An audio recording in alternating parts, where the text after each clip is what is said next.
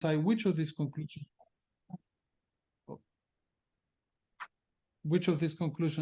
one ought to reach, one then needs to appeal to something beyond the evidence itself.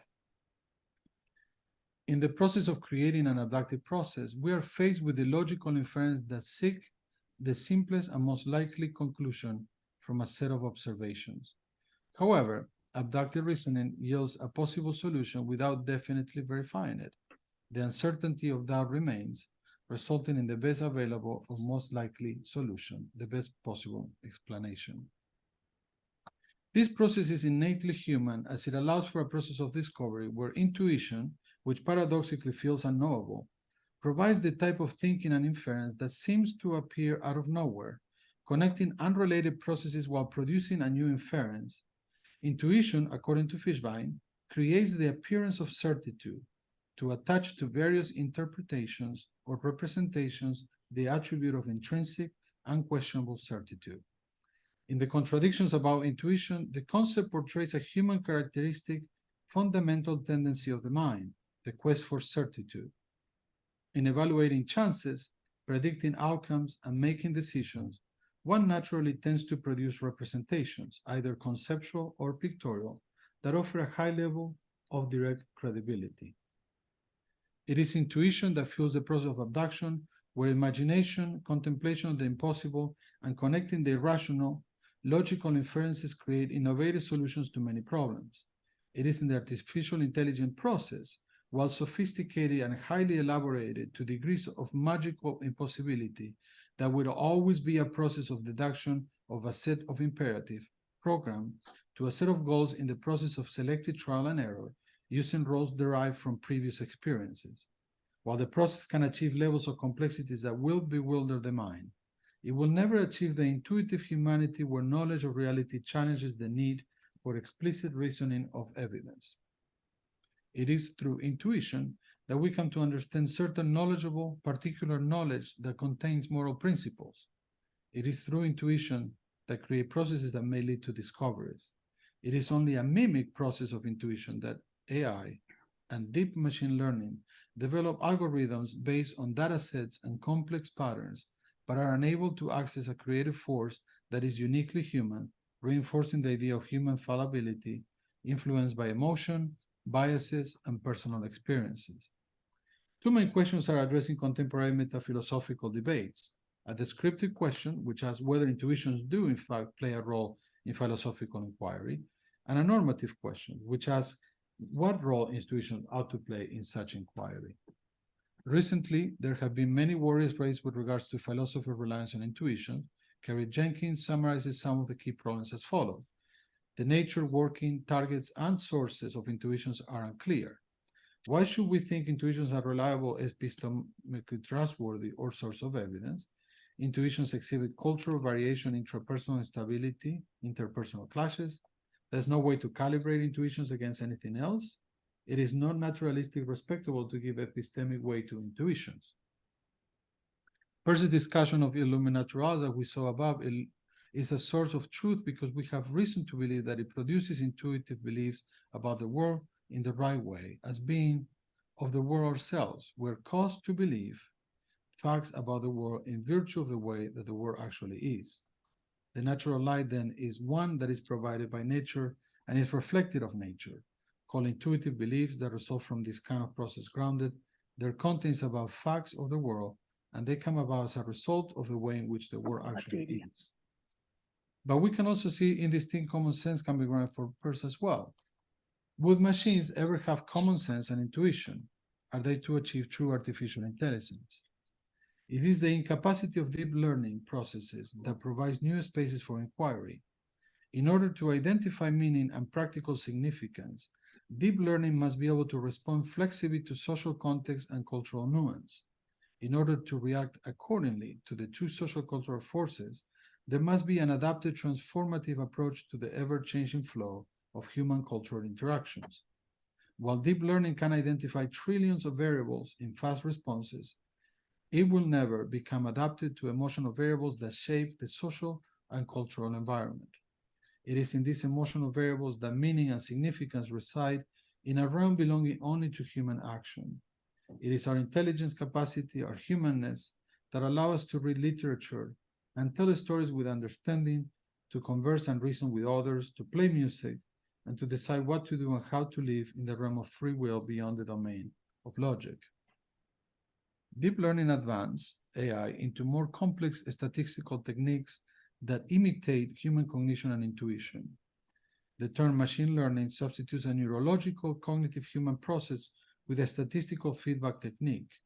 It is important to note the difference between mimicking human-level intelligence processes and performing a specific task in carefully fine-tuned algorithms. According to Larson in his book, The Myth of Artificial Intelligence, he states that part of this dilemma of comparing human intelligence with computational processes originates in what he terms the intelligence error, where human intelligence can be reduced to calculations and problem solving.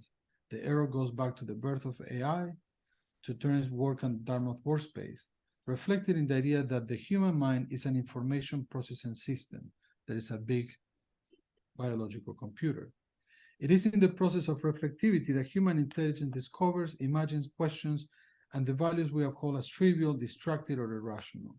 By taking a conjectural leap from any available evidence to an entirely new paradigm, we construct a new model of reality that is not based on deduction from given logic rules or induction from observational data. Abduction allows problems and solutions to be identified. Larson states, it is an inference that sits at the center of all intelligence. When we make an abduction, we guess out of a background of effectively infinite possibilities which hypotheses seem likely or plausible.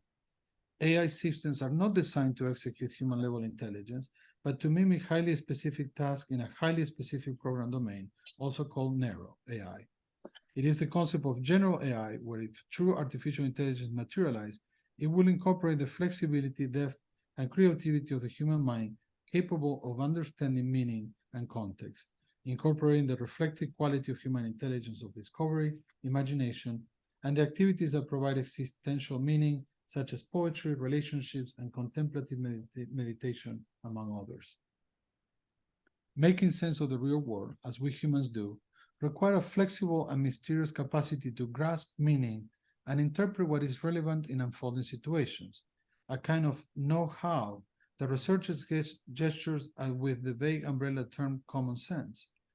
The problem of how to produce human-level or general AI is, in large part, the problem of how to formalize and program the capacity for common sense knowledge and judgment. This problem has long veiled the field of AI and deep learning, as Larson points out, has not made much progress here.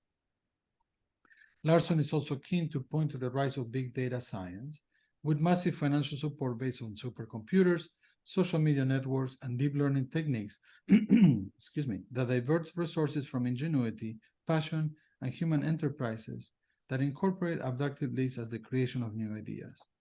The incorporation of AI processes that mimic human understanding and the abductive process of understanding devaluates human potential and obliterates genuine innovation. By this transformation in the understanding of our process of abduction to gain knowledge of reality, we are precipitously yielding power and influence to AI systems, losing all authority and control in our thinking processes, which in many areas operates in the background. We trust the superiority in accuracy, efficiency, and consistency that operates beyond the control of our limited information processing power. AI systems are emerging as controlling agents in communication channels, data informational networks that are essential in our daily existence, and decision-making apps that control our resources for survival. We are dependent on decision-making algorithms that control our personal and professional lives. We yielded power to systems that are absent of common sense, intuition, and a real understanding of the variables needed to experience as a human. We are in the process of dehumanizing our agency, algorithmizing our knowledge, and surrendering our control as we create a metamorphosis of our human comprehension, giving power to AI abductive processes, which undermines our understanding of human inquiry. Thank you.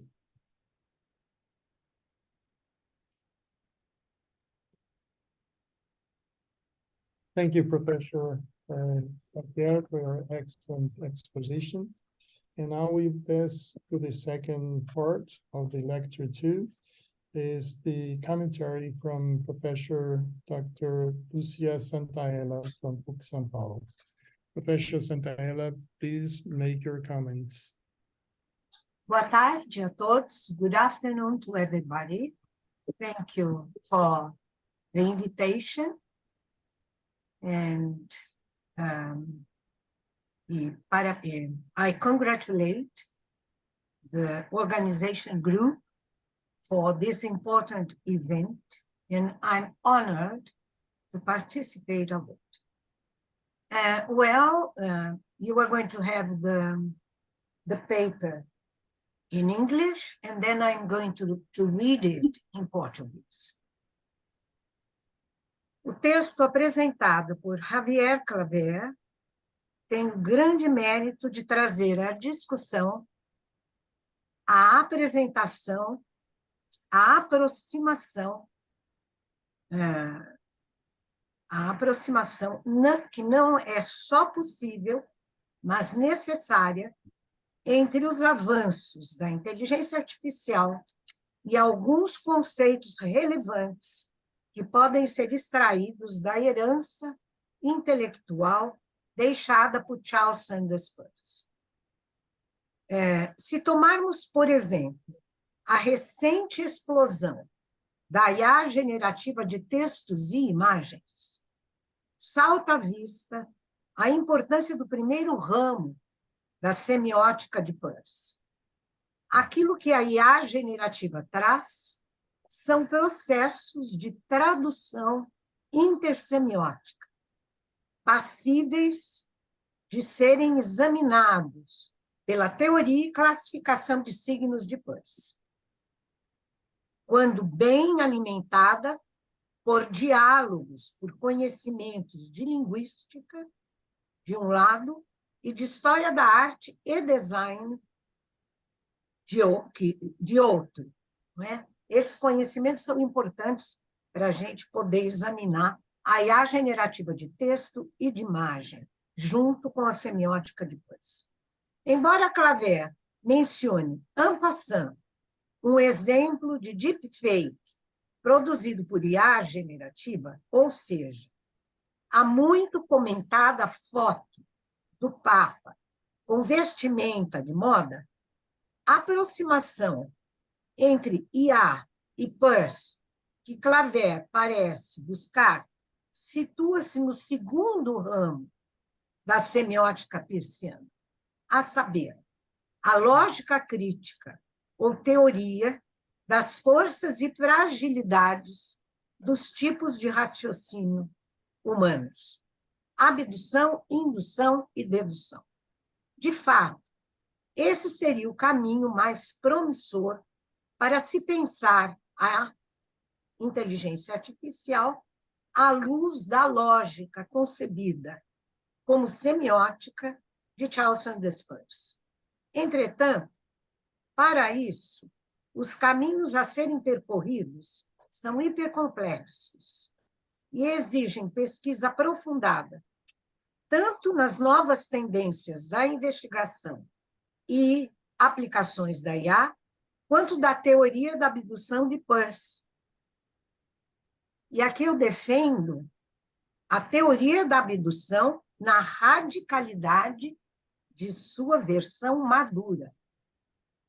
Faço alguns comentários sobre a IA, sobre a qual já produzi 3 livros recentemente, para, então, me deter na teoria da abdução, que, no caso deste congresso, é o tema que parece interessar mais propriamente.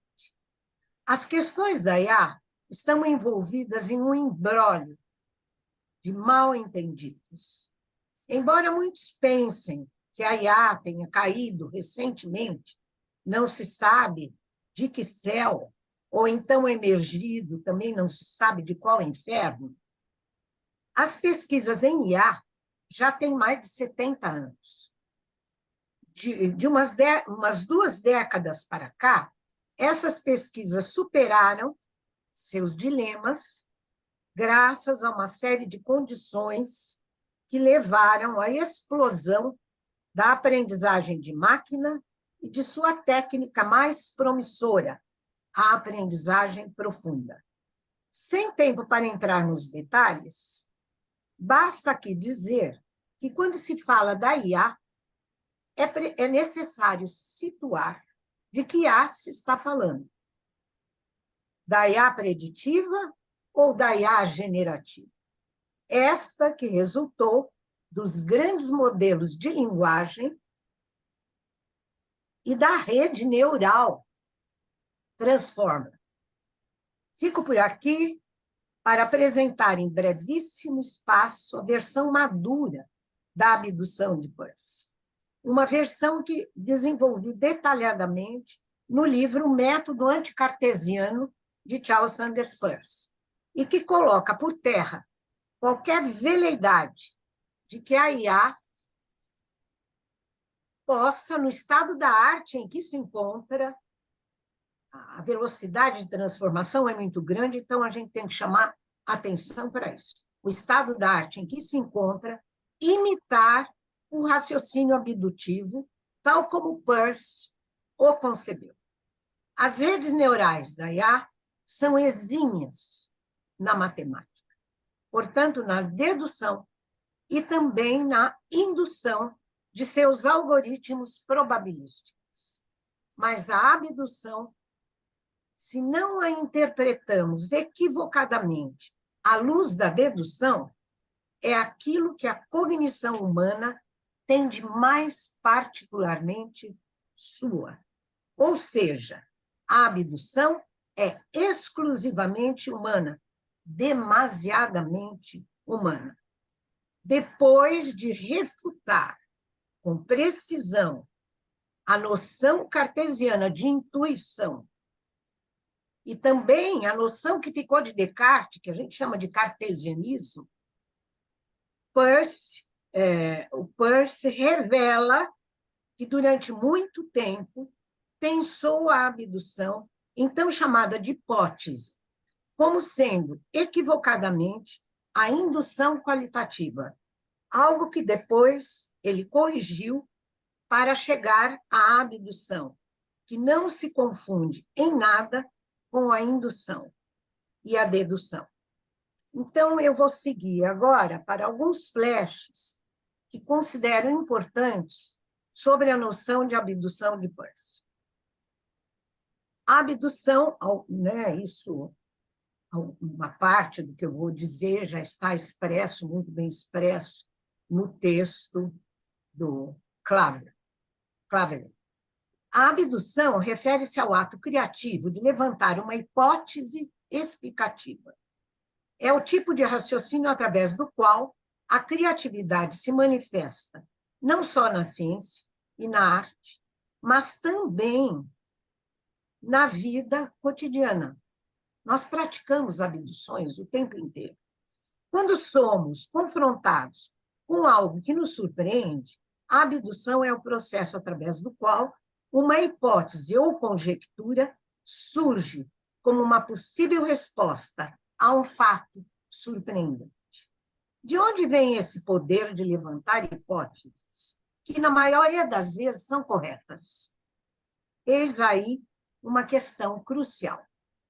Segundo Peirce, a abdução é um instinto racional, é o resultado de conjecturas espontâneas produzidas por nossa razão criativa.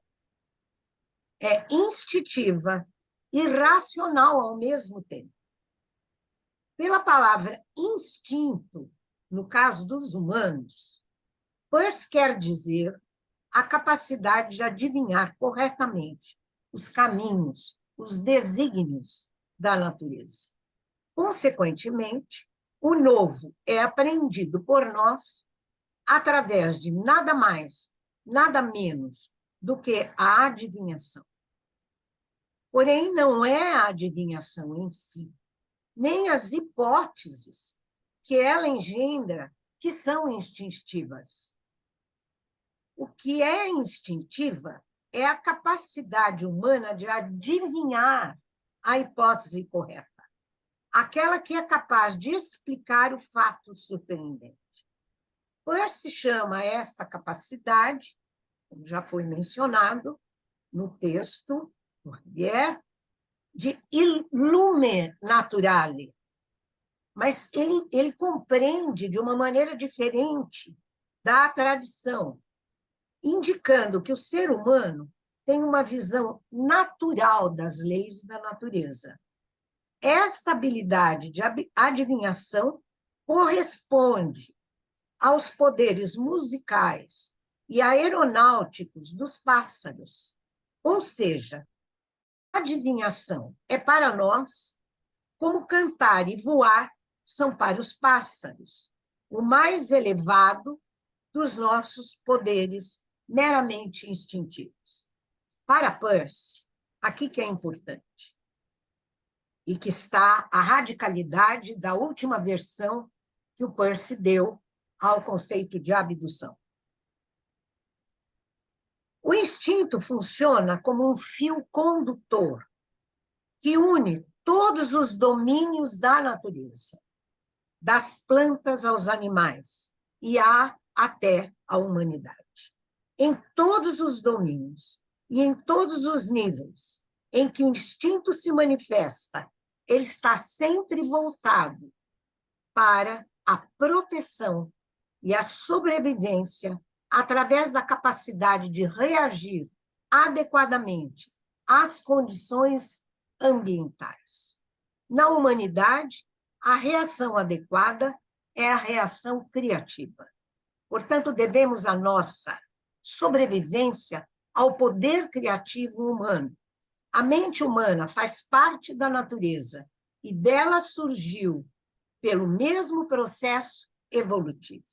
Consequentemente, existe uma conaturalidade entre a mente e o cosmos, o que significa que a mente tem uma afinidade com a natureza. Elas estão em sintonia e a mente possui uma adaptação natural para imaginar teorias corretas de alguns tipos. Mente e natureza se desenvolvem juntas. Resulta disso que a abdução não está apenas ligada ao instinto, mas é também o resultado de um desenvolvimento evolutivo que explica tanto a origem biológica dos humanos como a sua capacidade de formar hipóteses em lógica.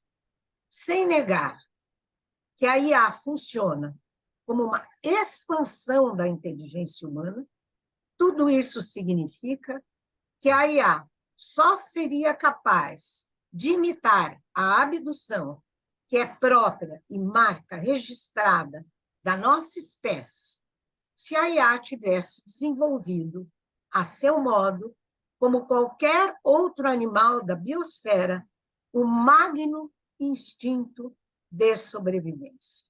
A inteligência artificial está ainda muito longe disso. Muito obrigada. Muito obrigado, professora doutora Lúcia Santaella, pela sua excelente e clara explicação. Thank you, Professor Dr. Lúcia Santaella, for your keen explanation about the abduction. And we have still 10 minutes. So, Professor Javier, if you want to say something about her explanation, feel free to do so, please.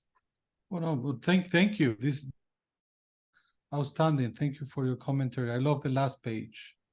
As much as it will try to be, I don't think it will always be, even though it's reaching levels of the examples that I showed are, of course, are very obvious and very clear. You can see an Egypt. However, it becomes complicated when the variables are microsecond stock market decisions or profiling, police profiling, particularly as we see in who gets profiled and in what terms it gets profiled. So, but now thank you for a wonderful, and I just took some notes to continue. This for me is a prelude to work in humanistic entrepreneurship and leadership, and counteracting what it seems to be a process that is imitating and taking over. That is how and you're correct that artificial intelligence actually it dates technologically speaking, it dates much earlier than the 20th century. But in this sense, it has always been a fascination with science fiction, but I think it's now taking roots in a way that it's taking over our systems for survival. I think that is where our power grids are controlled by it. Our cars are controlled by it. So if our car ends operating, then we have a crash. But I'll open it for questions and comments, other comments. But thank you, Professor Javier. We have still 7 minutes. If anyone would like to comment, please feel free to do so, please.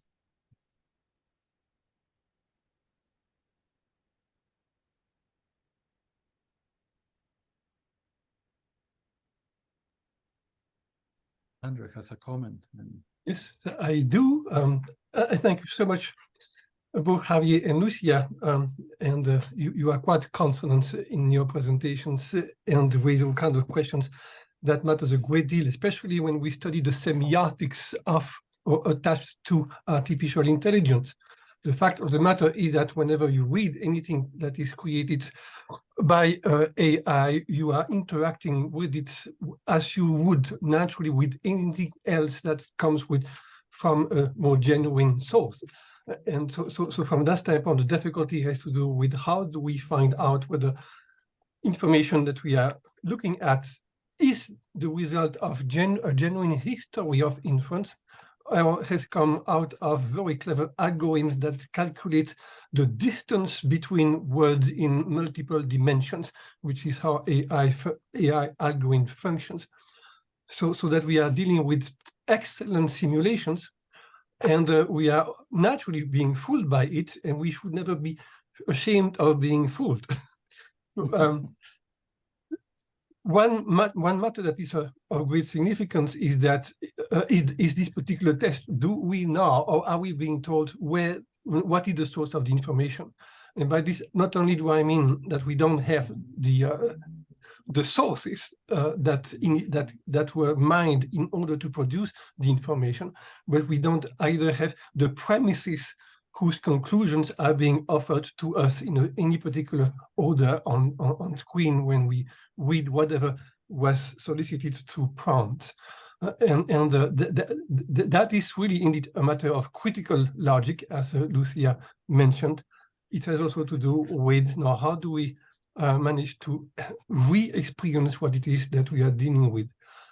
You are making a point that at this moment, artificial intelligence cannot cope or cannot provide genuine abductions, and that is a matter.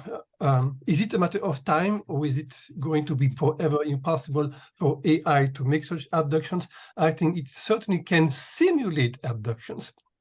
Why? Because all of those information processes are symbolical, and symbols, in order to manifest the governance, need to replicate themselves into a whole chain of signs, and that replication obviously works. And the question is, did it obey to real generals, or generals that were simulated to very clever kinds of algorithms? So that is another concern. The third one I have in mind is, at the moment, a lot of those gigantic databases rely on very large language models, and I keep thinking that that is not enough, because that is only confined to the linguistic, and it is not dealing with all of the other signs that are not linguistic or not reducible to notation, since we can reduce images to binaries. So I keep thinking that until those times where we have ultra large semiotic models that go way beyond the linguistic, AI may not be able to furnish what it is trying to sell us. So thank you to both for your papers. Thank you, Professor Andre, for your comments. Anybody else? We still have 4 minutes. If I can jump, thank you, Andrew, for a wonderful question as well. I think that question of would it be able to ever make that leap from reading 1 trillion variables, literally reading 1 trillion variables, and when the human mind can only apply 7, 8, would it be able to? But there's that point where I think is the replication becomes so real that is what I'm concentrating my area of desperation, I guess, or research. But it's what will happen if that takes place in a way that it cannot be differentiated anymore, and that is where I think there's a real question for discernment.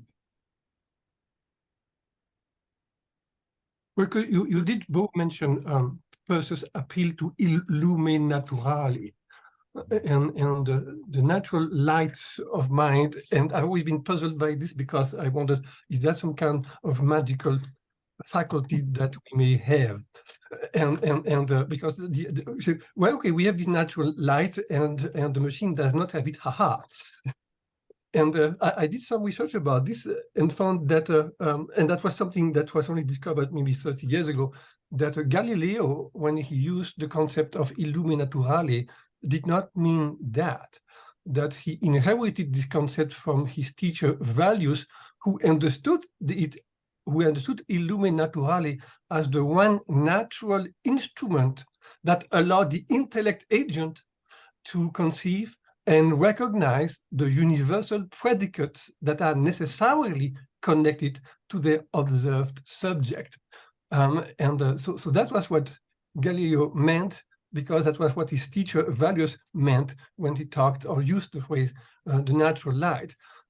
It was something that was far more, let's say, both psychological and logical, because he's now talking about the intellect agent capable of recognizing universal predicates. And that for Valius, we have this kind of natural instrument, by which he means a natural faculty, in the same sense that others who use the word faculty, that among the faculties we have, it is that of recognizing that anything has a number of predicates. Some of them are universalizable, and our ability to recognize those predicates is what he called the natural light of the intellect.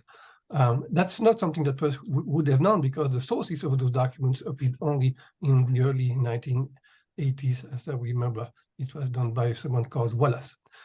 But of course, the temptation to turn the natural light into something else is irresistible.